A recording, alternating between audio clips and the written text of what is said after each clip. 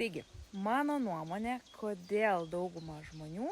vis dar žiūri nedrąsiai į veiklą tinklinėme marketinge, būtų tokia: tikriausiai iš nežinojimo, tikriausiai iš prisiklausimo, nes tikrai sklando daugybė mitų, kad tai yra afera, kad tai yra piramidė, kad čia uždirbti neįmanoma, kad taip ir taip ir taip toliau. Tačiau visus šiuos mitus paneigus atsiranda noras išbandyti.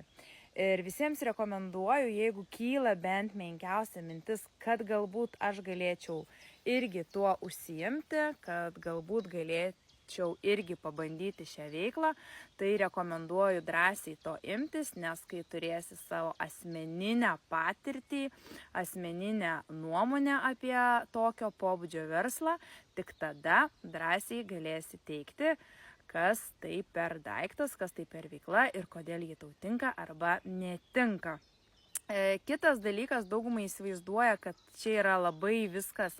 paprasta: užsiregistruoju, užsidedu rožinius akinius, įmetu nuorodą, komanda gausinasi, pardavimai tiesiog plaukia.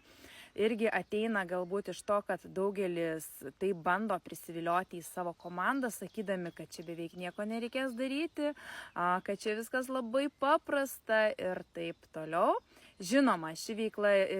yra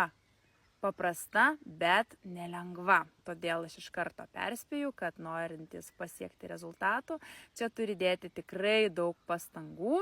ir negalvoti, kad jeigu kažkokiai Onytei ar Marytei nepavyks ir man, nes tu nežinai, kiek ji dėjo pastangų, ką ji darė, ar ji mokėsi, ar ji darydama klaidas iš jų pasimokė ir tobulėjo, ar ji klausė savo mentoriaus, ar ji kartu atliko kažkokias strategijas ar ne. Tad jeigu dar turi klausimų apie tinklinį marketingą, apie šią veiklą, jeigu kažkokį mitą esi girdėjęs, parašyk man, tikrai